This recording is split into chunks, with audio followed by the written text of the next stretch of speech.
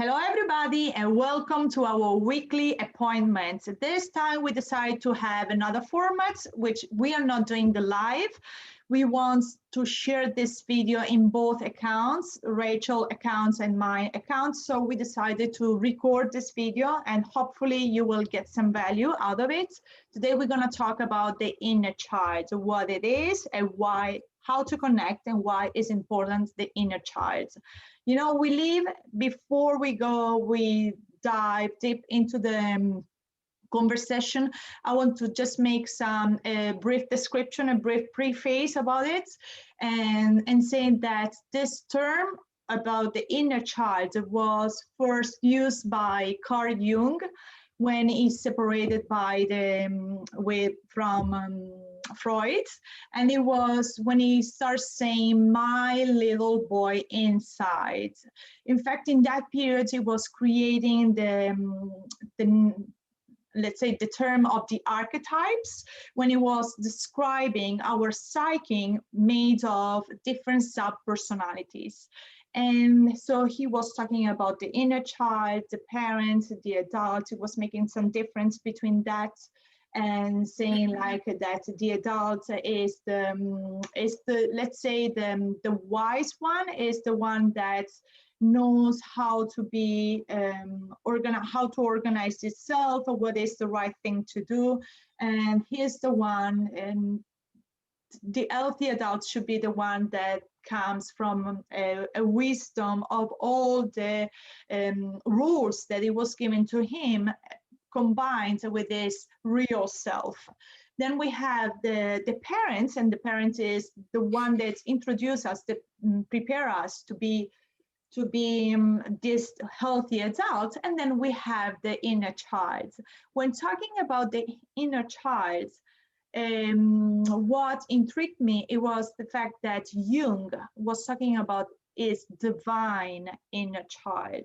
So we are living in a world that right now, when we talk about the inner child, we mainly address the wounded inner child, the one that suffered. But when Jung was talking about his inner child, was talking about the divine, and this intrigued me a lot, and to me brings some meaning. But before I kept, but I don't want to keep talking all the time, and I want Rachel to talk a little bit. So, well, what is the meaning that brings to you the divine inner child? Yeah, thank you, Letizia, and hello to everybody. For me, yeah, the inner child is a wonderful subject, and it's a wonderful aspect of who we are, and the divine. It's precious.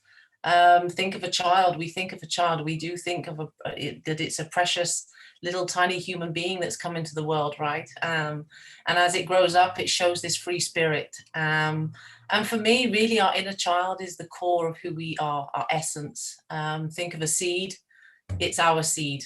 And when I think of a child, you know, I've had two of my own. So, and I look back on their younger years, what are the qualities that a child brings when you walk in, you know, when you see children playing and having fun? I mean, they are just full of joy and curiosity and playfulness. And they have this, you know, this enormous amount of creativity, and they can really enjoy just being in the present moment. And so that for me is why he called it the divine inner child. And so all of that is so beneficial to us as adults when we are connected to our healthy inner child. So Letizia, I mean, how do we connect? Maybe that's something for you to share with the audience of, like, yeah, how do we connect to our inner child, our healthy inner child? Yeah, thank you for the question. Yes, how do we connect? Think about engaging in all those activities that activate the inner child in you. First of all, while you were talking about the inner child, but also about your kids when they were kids, it was about connecting to other kids. In the moment you start playing with other kids, you become a little bit a child, right? Your voice change, and that brings back your inner child. Whenever you do all those activities, like you are in a creative state, or so for the people who says I'm not creative at all, but I'm sure there are things that puts you in a flow state where nothing is around you. You are just there, focus on what you are doing. You are present in that moment, and then doing activities like watching a comic movies or dancing and singing like nobody's watching you. I know this is hard, but if nobody's watching you, you can do it. Do it in the shower. We all sing in the shower, right? And then there are so many activities. Playing a sport where you connect with others. So instead of doing like a solo sport, just do like volleyball, ping pong, tennis, whatever it is, where you are playing with someone else. That's it's how you connect with your inner child.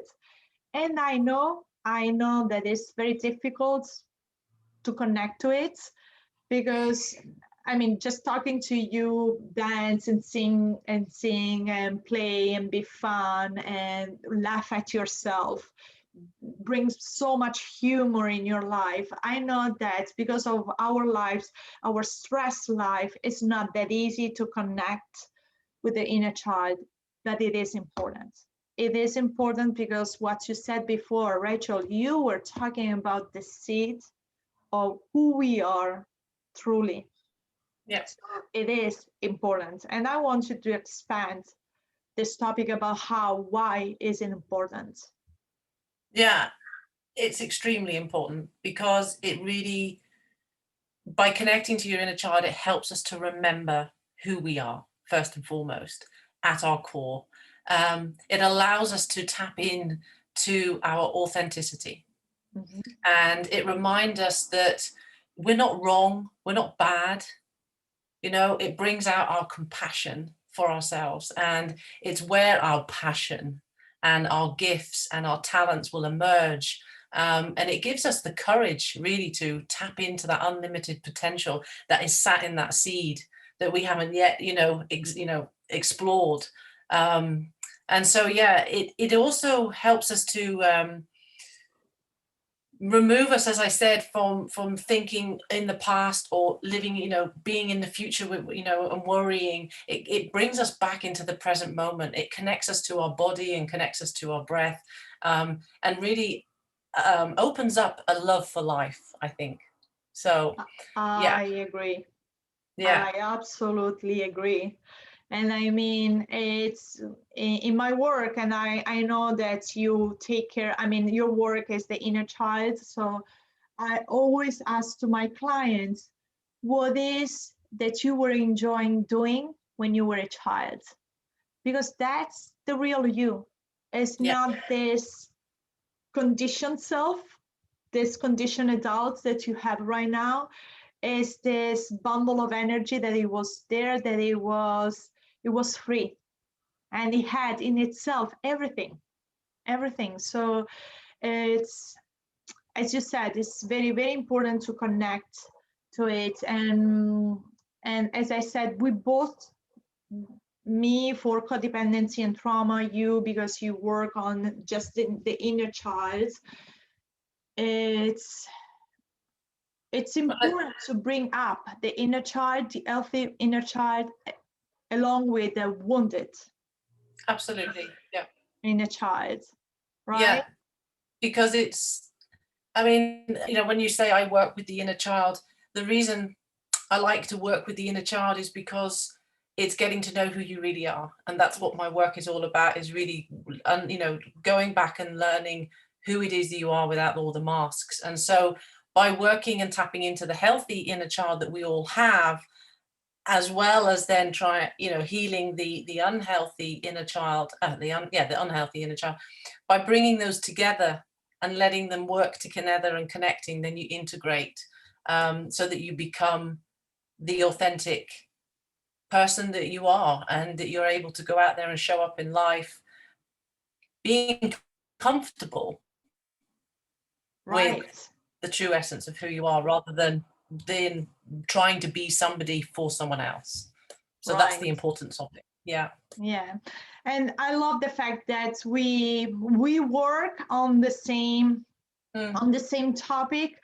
For me, trauma is more about this wounded child that it used to be healthy. It's not that the healthy one is not there. There is an aspect of us that is healthy. Otherwise, we will never laugh or we will never have fun. And we still do it sometimes, right? Maybe not Yeah. all the time, but we do it. But it's about removing all these beliefs, all this burden that this wounded child took when he was a child, Yeah. and release it, release him, her, them from these burdens, and give us the gift, the talents, the potential that is there, still there. Yeah, to bring back that joy. Exactly. Bring back that joy of life. Yeah. Yeah. So that was nice. I hope, because I think we talked for a while. Do you want to say something else, Rachel? No, I just think that maybe just to let people know that next week we want to obviously talk about the opposite, because, you know, life is about duality. So we have the healthy inner child, but this unhealthy inner child is what we want to talk about next week, because it needs the attention as much as the attention that we give to our healthy inner child. That, you know, it's Of course. it brings the balance back in to, and that's where the wellness comes also. Yeah. And just to remember, today I want to remember, yes, next time we're going to talk about the wounded inner child, and all the attention generally is in the wounded inner child, but the healthy one needs attention as well. Yeah. We need both of them to be alive, to be within us every day. And when we have that is when we move into a state of being that is joyful, because joyful is different from happiness. And I think that, you know, a child is always in a state of joy. Mm-hmm. Yeah. And so that's why that's why you want to do this work, is because if you can be in a state of joy and enjoy life, even with its ups and downs and with its challenges, then your life is enhanced. Of course. And all the other things like courage, compassion, clarity, they will be there, available for you, right? So I hope you got some value out of our conversation. Let us know in the comments down, and I will see you next time. And bye from our healthy inner child. Bye. Bye.